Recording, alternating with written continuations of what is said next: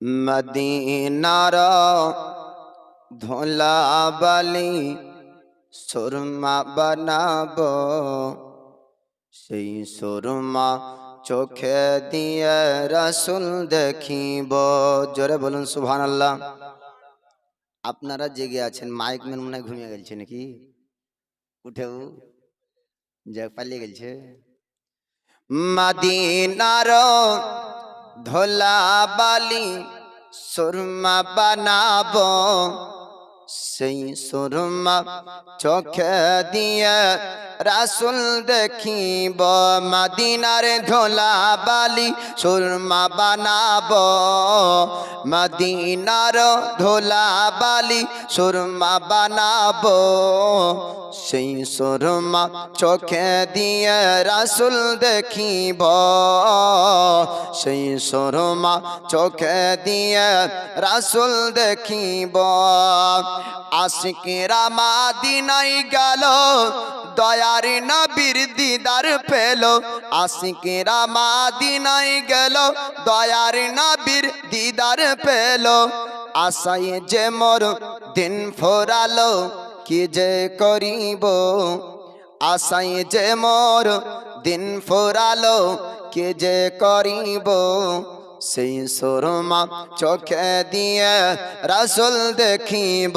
মদিনার ধুলাবালি সুরমা বানাবো, মদিনার ধুলাবালি সুরমা বানাবো, সেই সুরমা চোখে দিয়ে রাসূল দেখিব। সেই সুরমা চোখে দিয়ে রাসূল দেখিব। ওয়ারাফা'না লাকা যিকরাক, কোরআনে বলেছেন আল্লাহ পাক। ওয়ারাফা'না লাকা যিকরাক, কোরআনে বলেছেন আল্লাহ পাক। নবীজির উঁচু মাকাম সবাই দেখো গো, সেই সুরমা চোখে দিয়ে রাসূল দেখিব। মদিনার ধুলাবালি সুরমা বানাবো, মদিনার ধুলাবালি সুরমা বানাবো, সেই সুরমা চোখে দিয়ে রাসূল দেখিব। তোমরা যারা যাও মদিনায়, আমার সালাম দিও রোজায়। তোমরা যারা যাও মদিনায়, আমার সালাম দিও রোজায়। জিজ্ঞাসিও নবীজিকে আমরা কবে যাব। জিজ্ঞাসিও নবীজিকে আমরা কবে যাব। সেই সুরমা চোখে দিয়ে রাসূল দেখিব। আলহামদুলিল্লাহ, যাবতীয় তারিফ ও প্রশংসা সে মহান আল্লাহর, যে মহান আল্লাহ পাক সমস্ত মখলুকাতকে সৃষ্টি করে এ মানব জাতিকে আশরাফুল মখলুকাত করে সৃষ্টি করেছেন। সে মহান আল্লাহর শুকরিয়া আদায় করি। সকলে পড়ুন আলহামদুলিল্লাহ।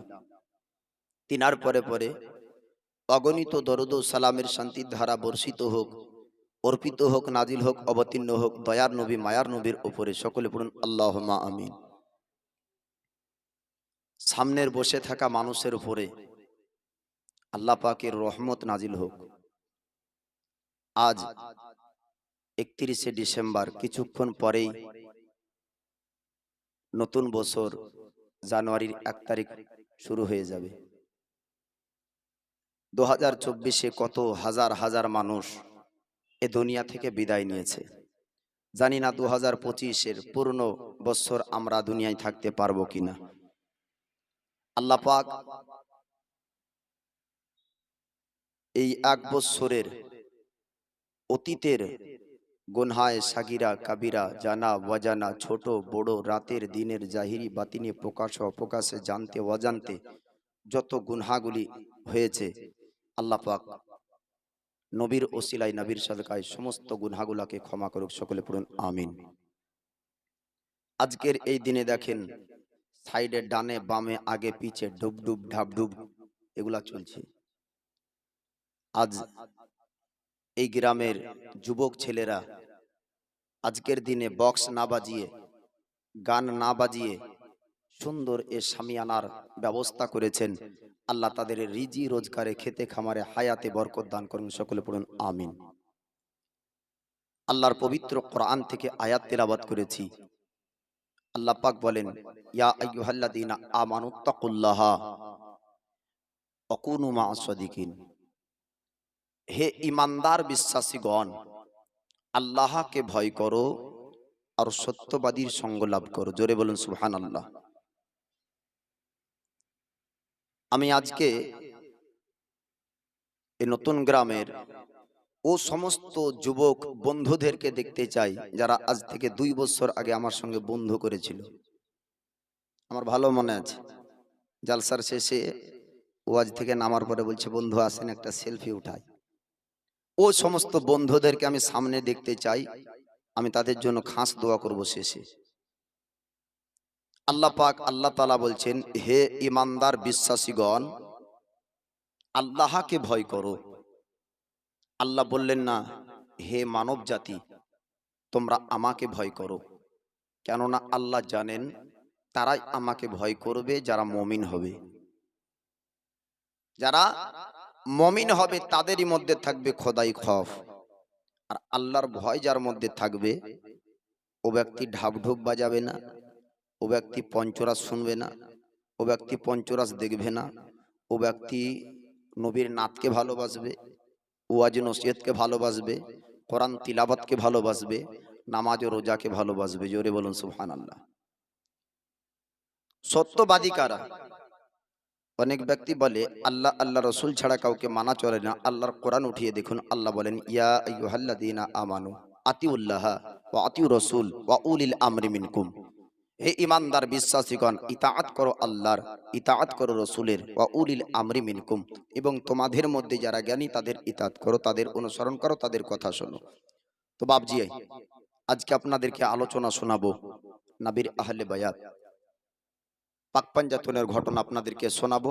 বিলখুসুস খাস করে হযরত আলিয়ে শেরে খুদা, মুশকিলে কুসা, হায়দারে কাররার এবং জান্নাত রমণী ফাতিমাতুজ জাহরার সংসার জীবন যাপনের ঘটনা আপনাদেরকে শোনাবো। বাপ, আজ বর্তমান সময়ে আমাদের সংসারের পরিস্থিতি কেমন চলছে, আর রাসূল পাক সাল্লাল্লাহু তাআলা আলাইহি ওয়াসাল্লামের বেটি জান্নাত রমণী ফাতিমাতুজ জাহরা তিনি কেমন ছিলেন, আর আলিয়া শেরে খোদা মুশকিলে কুসা হায়দারে কাররার তিনি কেমন ছিলেন, আপনাদেরকে আলোচনা শোনাবো।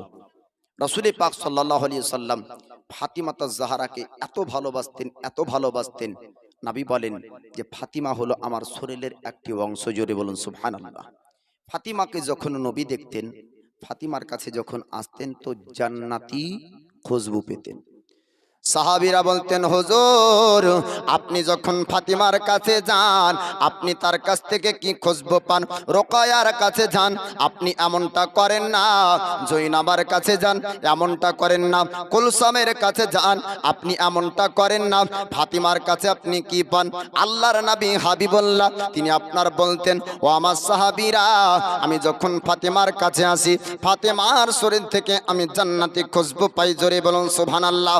আল্লাহর নবী তিনি বলেছেন, আমি হলাম সমস্ত জান্নাতি পুরুষদের সর্দার, আর যত জান্নাতি রমণী হবে সমস্ত জান্নাতি রমণীর সর্দারিনী হবে আমার বেটি ফাতিমা। বলুন সুবহানাল্লাহ। আল্লাহর নবীর বেটি ফাতিমার কথা আপনাদেরকে বলবো। আমার রাসূলুল্লাহ আল্লাহর হাবিব তিনি আপনার ফাতিমাকে এত ভালোবাসতেন, তিনি যদি চাইতেন মদিনার আপনার ধনির সঙ্গে ফাতিমার বিবাহ দিতে পারতেন। আল্লাহর নবী যদি চাইতেন বড় বড় সর্দারদের সঙ্গে বিবাহ দিতে পারতেন, কিন্তু না না, আল্লাহ পাক আল্লাহ তাআলা আপনার ফাতিমা আলীর বিবাহকে আপনার কবুল করেছেন। রাসূলের কাছে অনেক ধনীরা আপনার প্রস্তাব দিত, কিন্তু আল্লাহর নবী রাজি হতেন না। ফাতিমা তার জাহরার বয়স যখন আপনার 15 বছর 6 মাস হয়েছিল, আল্লাহর নবীর কাছে আলিয়ে শেরে খোদা মুশকিল কুসা হায়দারে কাররার আপনার প্রস্তাব যায়। আলী শেরে খোদার কাছে সাহাবায়ে কেরামগণ আসার পরে বলে, ওগো আলী আপনি নবীকে বলুন ফাতেমার সঙ্গে যেন আপনার বিবাহটা দিয়ে দেয়। আলী শেরে খোদা বলেছিলেন না না আমি নবীকে বলবো না, আমাকে লজ্জা লাগে। সাহাবীরা বললেন আলী আপনার পক্ষ থেকে আমরা কি প্রস্তাব দিব? আলী শেরে খোদা আপনার রাজি হয়ে গেলেন। সাহাবীরা আসার পরে বলে হুজুর ফাতেমার সঙ্গে আলীর বিবাহটা যদি দেওয়া হয় তবে কেমনটা হবে একটু জানিয়ে দেন। আল্লাহর নবী বলেছিলেন ওগো আমার সাহাবী তোমরা শোনো, আমি ফাতেমার জন্য মনে মনে আমি আলীকেই পছন্দ করেছি। জোরে বলো। আলী শেরে খোদার অর্থ দেখে না, সম্পদ টাকা পয়সা দেখে না। আজকে বর্তমানে আপনার যেমনে যে কোনো আপনার বাপের বেটির বিবাহ যখন দেখবে আগেই আপনার খোঁজ নিবে, আগেই আপনার যাচাই করবে, তদন্ত করবে।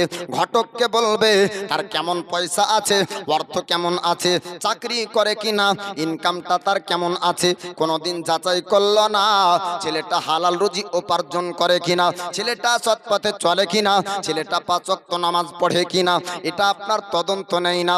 বিবাহর 1 বছর পরে বলে হুজুর তাবিজ দেন। ঠিক না ভুল? আগে তদন্ত নাই, প্রথমে হলো যে অর্থ সম্পদ আছে বিয়ে দিয়ে দাও, আর 1 বছর পরে বলছে হুজুর তাবিজ দেন, বিটির বাড়িতে অশান্তি। আল্লাহর নবী হাবিবুল্লাহ তিনি আপনার অর্থ সম্পদ দেখলেন না। আলী শেরে খোদা মুশকিল কুশা হায়দার কারনার আপনার টাকা পয়সা ছিল না, সম্পদ ছিল না, আপনার চাকরি বড় ছিল না। তিনি আপনার কি চাকরি করতেন, কি ইনকাম করতেন, আপনার কি কাজ করতেন কিতাবের মধ্যে পাওয়া যায়, আলী শেরে খোদার জীবনীতে পাওয়া যায়। আলী শেরে খোদা আপনার কাঠুরে ছিলেন, কাঠ কাটতেন, কাঠ কাটার কাজ করতেন। কখনো আপনার খাবার হতো না, কখনো আপনার কয়েকদিন না খেয়ে আপনার কাটিয়ে দিতেন দিনকাল। আলী শেরে খোদার নাম যখন রাসূলুল্লাহর কাছে সাহাবায়ে কেরামগণ বললেন, আল্লাহর নবী এক বাক্যে আপনার রাজি হয়ে গেলেন। আলী শেরে খোদা মুশকিল কুশা হায়দার কারনারের সঙ্গে এই ফাতেমা জাহরার বিবাহ আমার রাসূলুল্লাহ আপনার পড়িয়ে দিলেন। বিবাহ সম্পূর্ণ হওয়ার পরে এবার সংসার জীবন যাপনের কথা দেখে নিয়ে যাব বাপ। আলী শেরে খোদার ঘরে যখন ফাতেমা জাহরা আপনার যাবেন, আমার রাসূল বললেন আলী আমি নবী তোমায় একটা কথা বলতে চাই। আলী শেরে খোদা বললেন হুজুর আমাকে কি কথা বলবেন বলুন।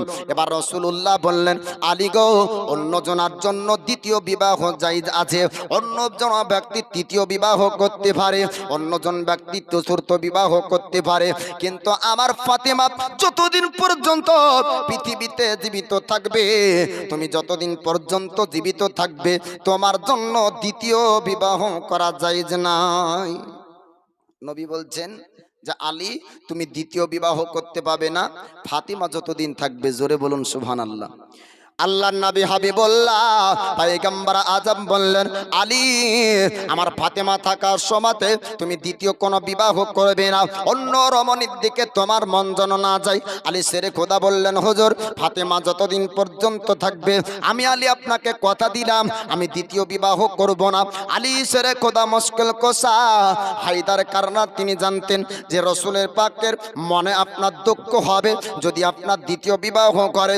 শরীয়তের মধ্যে যদিও আপনার জায়েজ হয়, কিন্তু আমার রাসূলুল্লাহকে আল্লাহ পাক আল্লাহ তাআলা এমনটা আপনার ক্ষমতা দিয়েছেন, হালালকে হারাম করতে পারেন, হারামকে আপনার হালাল করতে পারেন। হারাম ওই জিনিসটা যেটা আল্লাহ রাসূলের পক্ষ থেকে নিষেধ হয়েছে, হালাল ওই জিনিস আপনার জায়েজ ওই জিনিস যেটা আল্লাহ রাসূলের পক্ষ থেকে আপনার জায়েজ করা হয়েছে। আমার রাসূল হাবিবুল্লাহ তিনি বললেন আলী শোনো শোনো তোমার জন্য জায়েজ না, অন্যের জন্য জায়েজ হবে, তোমার জন্য দ্বিতীয় বিবাহ জায়েজ না। আলী শেরে খোদা তিনি জানতেন আমার নবী কতটা ফাতেমাকে ভালোবাসেন, তাই আলী বললেন হুজুর আপনাকে কথা দিলাম যতদিন ফাতেমা থাকবে আমি আলী দ্বিতীয় বিবাহ করব না। বিবাহ সম্পন্ন হবার পরে এবার ফাতেমা জাহরার সংসারের কথা শুনবেন বাবা। আলী শেরে খোদা মুশকিল কুশা হায়দার কাররার কাররারের সঙ্গে ফাতিমা জাহরা থাকেন আপনার পাকা বাড়িতে না, বড় বাড়িতে না, কিতাবের মধ্যে পাওয়া যায় খেজুরের পাতার আপনার চাল বানিয়েছিলেন। খেজুরের পাতার ছাউনিতে আলী শেরে খোদার সঙ্গে ফাতিমা জাহরা থাকেন, কিন্তু কোনোদিন সংসারে আপনার অশান্তি হতো না। জোরে বলুন সুবহানাল্লাহ। আলী শেরে খোদা মুশকিল কোসার সঙ্গে ফাতিমা জাহরার কোনোদিন আপনার ঝামেলা ঝগড়ার কথা আপনার পাওয়া যায় না। কিতাবের মধ্যে জীবনী পড়েছি, আপনার ঘটনাতে পাওয়া যায় আলী শেরে খোদার সঙ্গে ফাতিমা জাহরা এমনটা ভাবে আপনার সংসার জীবন যাপন অতিবাহিত করেছেন যেন তাদের ঘরে আল্লাহ পাকের রহমত নাজিল হতো, কোনোদিন শয়তান অসওয়াসা দিতে পারতো না। সুবহানাল্লাহ। আর আমাদের সংসারে কি হয়, ঝামেলা ছোট হলে শয়তানের অসওয়াসাতে ঝামেলাকে আরো বড় করে দেয়, হয় কি হয় না? কিন্তু আপনার দেখবেন যদি ঝামেলা সংসারে হয়ে যায় তো ওই মুহূর্তে পুরুষ ব্যক্তিটার কর্তব্য হলো বাড়ি থেকে চলে যাওয়া আর মসজিদে গিয়ে নফল নামাজ পড়া। জোরে বলুন সুবহানাল্লাহ। ওই সময়তে দেখবেন শয়তান পালিয়ে যাবে। কিন্তু পুরুষ ব্যক্তি বলছে যে মসজিদে যাব না, তো কোথায় যাবি? তো বড় বড় খাটে নিয়ে এসে দু বাড়ি দিয়ে আগে দু শার্ট যেমনই দিবা, ই বলছে হ্যালো, বলে কি আব্বা তুমি আসো, আমাকে নিয়ে যাও, আর ভাত আমি খাবো না। তো বলছে তাই নাকি, কি হলো? তোকে দু শার্ট দিয়েছে? তো বলে হ্যাঁ, ওর ভিটাতে ঘুঘু চড়াবো। কিন্তু বিটি নিয়ে যে ওর ভিটাতে কবিতা চড়বে ওর জানা নাই।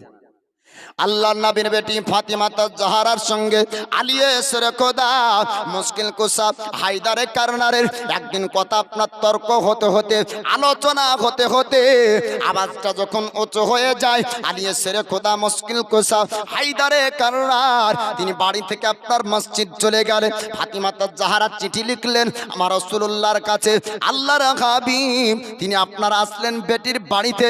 ফাতিমা জাহরার কাছে আসার পরে বলে, ও বেটি ফাতিমা, একটু তুমি জানিয়ে দাও, একটু তুমি বলো আলীকে কি দুঃখ দিয়েছো?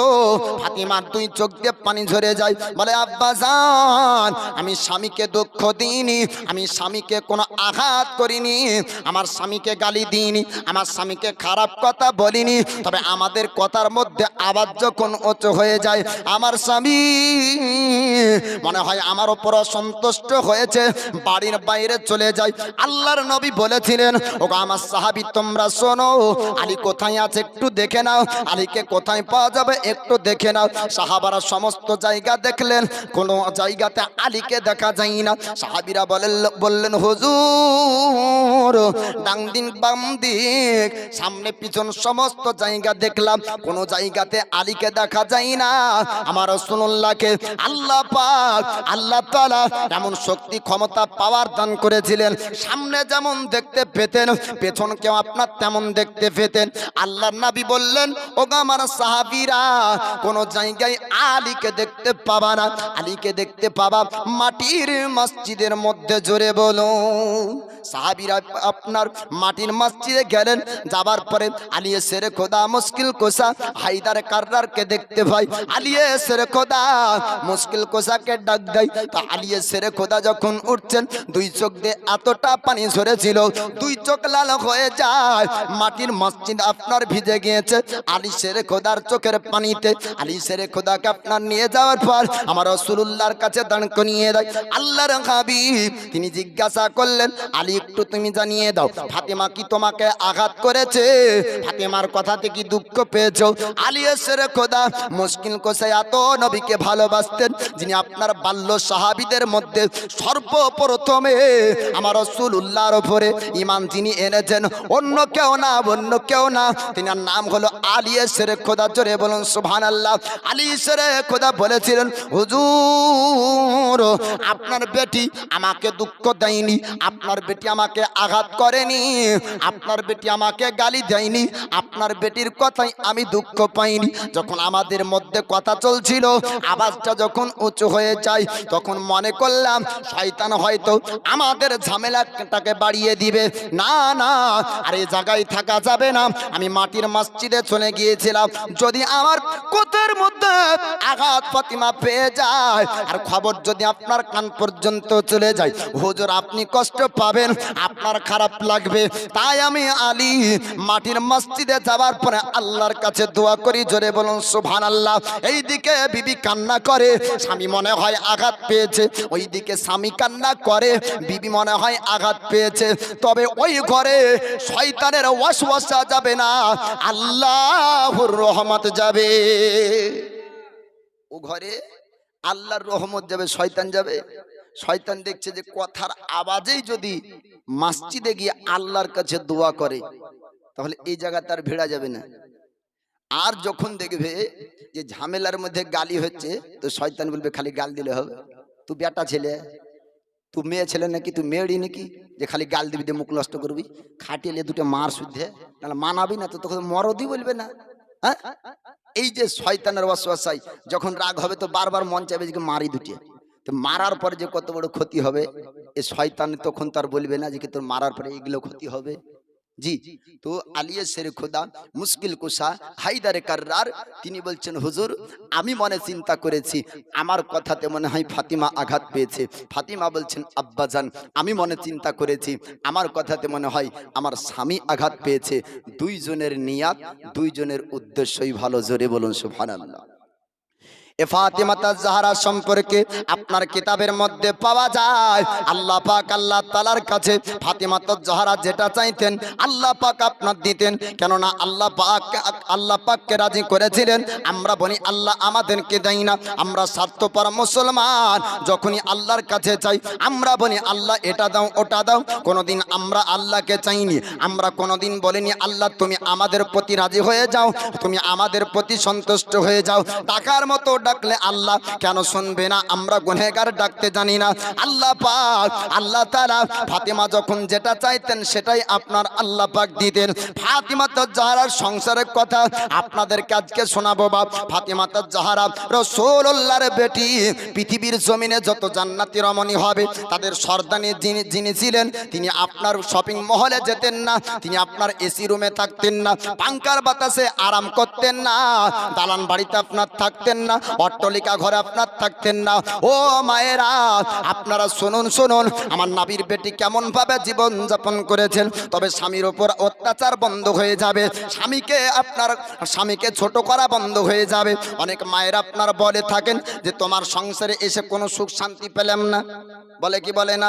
আল্লাহর নবীর বেটি ফাতিমা তাজহারা তিনি আপনার ময়দা আপনার যখন পিষতেন হাতে আপনার ফোসকা পড়ে যেত। আল্লাহর নবী হাবিবুল্লাহ যুদ্ধের ময়দান থেকে কিছু বান্দি যখন এনেছিলেন, কিছু গোলাম আপনার এনেছিলেন, ফাতিমার কানে খবর আসলো আমার আব্বাজান গোলাম বান্দি এনেছে, যাই যদি কোনো একটা বান্দি পাওয়া যায় আমার কাজটা আসান হয়ে যাবে, কাজ হালকা হয়ে যাবে, আমি একটু আরাম পাবো, হাতে আমার ফুসকা পড়বে না, আমার কাজ করতে কষ্ট হবে না। ফাতিমা তাজহারা যাওয়ার পরে উম্মুল মুমিনিন আয়েশা সিদ্দিকার কাছে গেলেন, আম্মি জান আপনি একটু বলুন আমার আব্বা কোথায় আছে? আয়েশা সিদ্দিকা বললেন, ও বেটি ফাতেমা একটু তুমি আরাম করো, অনেক দিন পরে এসেছো, তোমার আব্বা একটু বাইরে গিয়েছে, তোমার সঙ্গে কিছুক্ষণ কথাবার্তা বলবো। ফাতিমা তাজহারার সঙ্গে উম্মুল মুমিনিন আয়েশা সিদ্দিকার সঙ্গে কথাবার্তা হয়। আল্লাহর নবী হাবিবুল্লাহ তিনি বাড়ির মধ্যে প্রবেশ করলেন, ফাতিমা তাজহারাকে দেখার পরে বলেন, ও বেটি ফাতিমা একটু তুমি জানিয়ে দাও কিসের জন্য আমার বাড়িতে হঠাৎ এসেছো? ফাতিমা তাজহারা বললেন, আব্বাজান একটা মনে আশা নিয়ে এসেছি, আপনার কাছে একটা আশা করে এসেছি। ফাতিমা তাজহারা বললেন, ও আব্বাজান আমি শুনেছি আপনি বান্দি এনেছেন, আপনি গোলাম এনেছেন, আপনার কাছে আবদার একটা বান্দি আমাকে দিয়ে দিন, আমার কাজটা আসান হয়ে যাবে, কাজ হালকা হয়ে যাবে, দুজন মিলে আমি সংসারে কাজটা করতে পারবো। আল্লাহর নবী হাবিবুল্লাহ বললেন, ফাতিমা শোনো শোনো, তোমাকে যদি বান্দি দিয়ে দিই তবে অন্য মানুষরা আলোচনা করবে, নিজের বেটি বলে তাকে দিয়েছে, তোমাকে বান্দি দেওয়া যাবে না, তোমার মতন অনেক রমণী আছে তাদেরকে বান্দিটা যদি দিয়ে দিই তারা সন্তুষ্ট হয়ে যাবে, আর যদি তোমাকে দিয়ে দিই তবে মানুষ আলোচনা করবে, নিজের বেটি বলে আপনার দিয়ে দিয়েছে। আজ বর্তমান সময়ে যদি আপনার নেতা হয়ে যায় পরে ঘর পাবে, পর মানুষ পরে, আগে ওর ভাই ওর চাচাতো ভাই, ঠিক না? কিন্তু নবী বলছেন যে কিনা আমার বেটি যদি তোমাকে দিয়ে দিই তাহলে লোকে বলবে, মানুষ বলবে যে ওর বেটি বলে দিয়েছে, ওর মতন তো কতজন আছে কাউকে দিল না। তো নবী ইনসাফের বিচারকারী, নবী হকের শিক্ষা দেওয়া ব্যক্তি, দয়ার নবী, মায়ার নবী, তিনি বলছেন, ফাতিমা, এ বান্দি তোমার জন্য না, অন্য জনকে দেওয়া হবে। আল্লাহর নবী হাবিবুল্লাহ ফাতিমাতুজ জাহরাকে দিলেন না। তো ফাতিমাতুজ জাহরা কি অসন্তুষ্ট হলেন? বলেন না। আমাদের সমাজে দেখা যায়, বাপের কাছে আবদার করার পরে না পাওয়া গেলে বেটিরা রাগ করে। ফাতিমাতুজ জাহরা যখন আপনার বান্দি পেলেন না, চুপচাপ বাণী আপনার আছে, আল্লাহর নবী হাবিবুল্লাহ বললেন, ওগো ফাতিমা, চিন্তা করো না, ওগো ফাতিমা, টেনশন করো না। তুমি যখন নামাজ পড়ো, নামাজের পরে তুমি আল্লাহ তাসবিহ করবে, তোমার কাজটা আসান হয়ে যাবে। আমার রাসূলুল্লাহ আপনার তাসবিহ বলে দিলেন, তাসবিহ আপনার তেলাওয়াত করবেন, কাজ আসান হয়ে যাবে। সুবহানাল্লাহ পড়বে, আলহামদুলিল্লাহ পড়বে, আল্লাহু আকবার পড়বে, কাজটা তোমার আসান হয়ে যাবে। ফাতিমাতুজ জাহরা তিনি বাড়ি আসার পর ওই রকম নামাজের পর আপনার তাসবিহ করতেন, একা ময়দা আপনার পিষতেন, একা আপনার সংসার সমস্ত কাজ করতেন। তার মধ্যে আর একটা ঘটনা আপনার মনে পড়লো বাবা। ফাতিমাতুজ জাহরা যখন ফাতিমাতুজ জাহরা ময়দা সানতেন, হাত দিয়ে আপনার ময়দা সানতেন, জবানে আল্লাহর পবিত্র কোরআন তেলাওয়াত করতেন, আর পিঠ দিয়ে হাসান হোসাইনের দোলনা আপনার হিলাতেন। জোরে বলুন সুবহানাল্লাহ। গীত শুনিয়ে কোনোদিন হাসান হোসাইনকে ঘুম পাড়াতেন না। ফাতিমাতুজ জাহরা যখন হাসান হোসাইনকে ঘুম দিতেন, আল্লাহর পবিত্র কোরআন তেলাওয়াত করে করে ঘুম দিতেন। জোরে বলুন সুবহানাল্লাহ। ফাতিমাতুজ জাহরা গরিবী হারাতে জীবনযাপন আপনার কাটাতেন। অনেক মানুষ অনেক রকম আলোচনা করত, সঙ্গের সাথীরা বান্ধবীরা পর্যন্ত বলতো, ওরে ফাতিমা, তোমার আব্বার এত সম্মান ইজ্জত, তবে তোমার বিবাহ এত গরিব করে দিয়েছে। ফাতিমাতুজ জাহরা বলেছিলেন, ও আমার সঙ্গের সাথীরা, আমার বান্ধবী, তোমরা শুনে নাও, আমি আলীর ঘরে যতটা সুখে আছি, আমার মতো মনে হয় তোমরা কেউ সুখে নাও। জোরে বলুন সুবহানাল্লাহ। ফাতিমাতুজ জাহরাকে তার একজন বান্ধবী বলেছিল, বান্ধবী তুমি ফাতেমা শোনো শোনো, আমার আব্বা তো আমার বিবাহের কথা বলছে, এই বিবাহের কথা একটা শোনাবো বাপ। আমরা পৃথিবীর মানুষ, যত পয়সাওয়ালা টাকা বলা হই না কেন, শপিং মহলে যাবার পর দামি দামি পোশাক আমরা কিনতে পারি, কিন্তু না না, জান্নাতি পোশাক পরিধান করার মতন ব্যক্তি এই জায়গাতে কেউ বসে আছে আমার বিশ্বাস নাই। আছে কেউ যে পরিয়েছেন জান্নাতি পোশাক, ব্যবহার করেননি? পয়সা দিয়ে দামি দামি পোশাক কিনতে পারেন, কিন্তু জান্নাতি পোশাক পাননি। আমার নবীর বেটির কথা শুনবেন বাবা, জান্নাতে না গিয়ে পৃথিবীর জমিনে জান্নাতি পোশাক পরিধান করেছিলেন। ও রমণী আসার পরে ফাতেমাকে বলেছিলেন, ওগো ফাতেমা শোনো শোনো, আমার আব্বা বিবাহের কথা বলছে, তবে আমার আব্বার কথা অনুযায়ী আমি রাজি হইনি। এবার ওই আপনার ওই মহিলাটা তার আব্বার কাছে গেল, যাওয়ার পরে বলে, আব্বা জান, আমার বিবাহ আপনি ঠিক করেছেন? বলে, হ্যাঁ তোমার বিবাহ ঠিক করেছি। দাওয়াত তো সবাই কি করবেন? বলে, হ্যাঁ দাওয়াত তো সবাই কি করব? তো বলে, আমার পক্ষ থেকে একজনকে দাওয়াত করতে হবে, আমার পক্ষ থেকে একজনকে বলতে হবে, তার নাম হলো ফাতিমা। ওই ব্যক্তি বলল, বেটি রে শোন, ওই ফাতেমাকে যদি দাওয়াত করা হয়, ও তো গরিব ব্যক্তি, সুন্দর পোশাক পরিধান করতে পারবে না, আমাদের মান ইজ্জত চলে যাবে, আমাদের সম্মানের হানি হবে। ওই ব্যক্তিকে বলা যাবে না, আমাদের বাড়িতে বড় বড় সর্দারেরা আসবে, ধনীদের বেটিরা আসবে। ওই ব্যক্তি তখন বলল, বেটি, এরকম দাওয়াত আমি ফাতেমাকে করব না। ওই ব্যক্তি বলল, ওরে ফাতেমা, ওরে আব্বা জান, ওগো আব্বা জান, শুনেন শুনেন, আপনি ফাতেমার সম্পর্কে জানেন না, আমি ফাতেমা সম্পর্কে জানি। হয়তো ফাতেমাকে বললে সুন্দর পোশাক আনবে, তার আদব সম্পর্কে আমার জানা আছে, তার ব্যবহার সম্পর্কে আমার জানা আছে, আপনার সম্মানের ক্ষতি হবে না।